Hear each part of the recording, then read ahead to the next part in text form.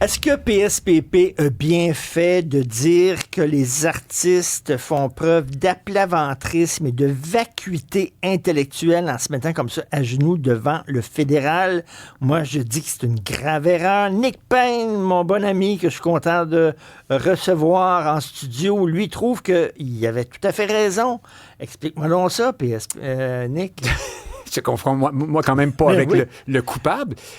Est-ce qu'il avait parfaitement raison? Je le sais pas, mais ça ne sera pas le premier politicien en 2025 qui donne un coup de pied dans une ruche et qui n'en paie pas un prix électoral fort. J'imagine que tu penses que c'est une erreur parce que tu dis qu'il est en train de se mettre à dos des gens qui ont été dans les forces vives depuis toujours du mouvement indépendantiste et tout ça. Je pense que la tempête va être vite passée. Je pense que oui, il a fait un geste très frondeur. Il a fait un commentaire franchement pas élogieux, voire même méchant à l'endroit. Il a bien dit d'une partie substantielle du milieu. Hein? Il n'a pas parlé de tous les artistes et tout le milieu culturel. Vacuité intellectuelle, il va fort, là. Oui, mais écoute, je vais lui laisser le choix des mots, mais on comprend que lui part c'est un politicien cohérent, Paul Saint-Pierre Plamondon. Tu te souviens du serment au roi? Moi, j'y croyais pas tellement, cette affaire-là, puis il nous a tous fait la barbe avec ça. Lui, on lui répondait, écoute, on peut pas vraiment contester ça, puis on dit oui, on prête serment, même si on n'y croit pas vraiment, puis on passe à autre chose. Puis il a dit non, moi, j'y crois pas et je ne le ferai pas. Bien, dans le débat actuel, on dit... Écoute, ces organismes-là culturels ne peuvent pas mordre la main qui les nourrit. C'est normal qu'ils entretiennent de bonnes relations avec le fédéral, même si, au fond, ils n'y croient pas vraiment. Et ils pensent, eux aussi, que c'est un régime qui n'est pas très bon pour notre culture puis pour le Québec. Et Paul Saint-Pierre Plamondon les met en face de leurs contradictions en disant... Oui, peut-être qu'on peut faire autrement. T'sais, si vous y croyez pas, tenez-vous debout. Au fond, ce qu'il fait, c'est qu'il les accuse un peu de se coucher pour des subventions. Hein? Alors, je comprends que c'est dur et qu'ils le prennent mal. OK, moi, j'ai deux choses à dire. Premièrement, d'un point de vue pratico-pratique, là. Quand tu trônes en haut des sondages, ferme ta gueule, fais-toi le plus discret possible, laisse les autres jaser, faire des vagues, s'enfarger dans leur topic de propos, puis toi, tu es en haut des sondages. Si tu as trop à perdre, OK, pour faire ce genre de choses-là, laisse-les parler, puis sois discret. Deuxième chose, des félicitations protocolaires.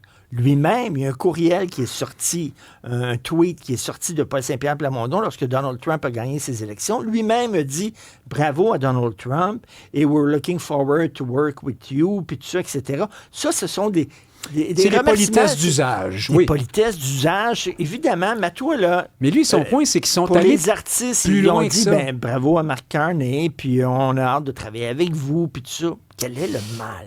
Il a soulevé un débat. D'abord, premièrement, on a déjà eu cette conversation-là, toi et moi, à peu près dans les mêmes termes, il y a 1 an ou 2. Tu te souviens, lorsque PSPP avait dit le régime fédéral travaille contre le Québec, il est là pour nous faire disparaître, pour nous assimiler, puis on devrait en prendre conscience. Puis là, beaucoup de gens avaient dit, mais qu'est-ce que c'est que ce propos extrémiste? C'est trop négatif, les gens aimeront pas ça, ça va bien dans les sondages, ils devraient pas faire ça. Et moi, je te disais, tu vas voir, Richard, l'aiguille ne bougera pas d'1 millimètre après ça, parce qu'on est en 2025. Les gens sont prêts à entendre ça. Et puis, moi, je pense que c'est la même chose qui va arriver dans ce cas-ci. Puis dans le cas des félicitations d'usage à Mark Miller. Il faut savoir de qui on parle, de qui on parle, Mark Miller. Hein? Je veux dire, c'est quelqu'un qui est effectivement l'architecte par des politiques d'immigration complètement folles, d'une chute draconienne du français à Montréal. C'est quelqu'un, si tu veux dresser un portrait robot du politicien hostile aux volontés nationalistes et culturelles et identitaires du Québec, c'est lui. Là. Tu peux pas faire mieux que lui pour dépeindre ce genre de personnage-là. Et là, les organismes sont allés plus loin que les politesses d'usage tout de même. Tu sais, on parlait de sa grande expertise, de son envergure, on était rassurés, heureux de le voir arriver, tout ça. Bon, écoute, on pourra toujours s'obstiner sur les mots, mais ce qu'il a fait Saint-Pierre Plamondon, c'est qu'il a dit, voici des gens de culture qui sont en train d'être comme ça, un peu à genoux, devant un système qui les... C'est les poulets qui font des clins d'œil au colonel Sanders. Est-ce qu'il ne l'a pas fait trop tôt? C'est-à-dire qu'on n'est pas en campagne référendaire. Quand la campagne référendaire va commencer, là, il va pouvoir shaker un peu les artistes en disant, là, il est temps que vous sortiez de votre torpeur. Là, il est temps que vous embarquiez dans l'autobus puis que vous montrez vos vraies couleurs. Là, ça donne rien de dire ça, là, présentement, aujourd'hui. Je pense pas qu'il veut que les artistes parlent. Et je pense qu'on arrive au fond des choses. Deux choses. Qui, de nos jours, écoute encore les artistes quand ils nous disent pour qui voter ou ce qu'il faut faire politiquement? C'est un peu brûlé, cette avenue-là. Oui. Deuxièmement, je pense qu'il y a un mouvement de fond derrière tout ça. C'est un divorce. On assiste non pas à un commencement, mais à un aboutissement. Ce milieu-là, aujourd'hui, et là, je parle de façon très large. Évidemment, c'est loin d'être le cas de chaque individu dans le monde de la culture, mais il y a une dominante dans cette partie-là de la société très Québec solidaire, très, très, très woke, très néo-progressiste, qui est d'accord avec Mark Carney, avec Mark Miller, par exemple, quand il dit que on utilise le français pour casser du sucre sur le dos des immigrants, puis que c'est méchant, l'identité, puis la nation et tout ça. Alors, ces gens-là ne sont pas avec le Parti québécois, avec le projet de Paul Saint-Pierre Plamondon, et je pense pas qu'il vient de perdre du monde en faisant ça. Un artiste, c'est la liberté, hein, c'est l'indépendance. Oui. Tu veux pas te faire dire par quelques politiciens que ce soit ce que tu dois penser, puis tu as le droit. Oui. Si toi, tu trouves que le fédéral est bon, puis te donne des sous, puis tu es content, tu as le droit de le dire. Mais c'est pas ça qu'ils disent, hein, quand même. Tu n'as pas besoin de te faire mettre au pas là, par un... Mais tu sais, c'est que ça ouvre, ça donne du gaz à ses ennemis qui trouvent que par moment, puis j'ai beaucoup de respect pour PSPP, puis je trouve qu'il se tient debout beaucoup, puis je suis un souverainiste, puis bon, je vais voter pour le PQ aux prochaines élections, puis je vais voter pour le référendum. Mais il y a un côté messianique, des fois, chez PSPP, dogmatique. Je suis pas son agent, puis je veux pas me faire le défenseur de l'ensemble de l'œuvre. Il va faire face à ses problèmes, à ses contradictions, à peut-être les travers de sa personnalité, peut-être le fait qu'il est au sommet dans les sondages depuis longtemps va finir par lui monter à la tête, ou peut-être que c'est déjà arrivé. Par contre, du strict point de vue électoral, en 2025, pour le Parti québécois, marquer une certaine distance avec ce qui est vu par beaucoup de monde comme un petit milieu, un peu technocratique, un peu bobo, un peu gauche, tout ça, c'est pas nécessairement une si mauvaise chose que ça. Là, il a fait de la peine à du monde, pour vrai, là. Il fallait voir Tania Contoyani en sanglots à la télévision hier, je crois. Mais en même temps, il est arrivé quelque chose, là. Le Parti québécois se détache est-ce que le Parti québécois a crevé l'abcès? Peut-être dans une certaine mesure avec ça. Tu sais, un coup de pied dans la ruche, là, c'est exactement ça. Tu casses tout, ça déplaît à la plupart du monde. Les commentateurs, pour la plupart, ont tendance à prendre la défense de la ruche, là.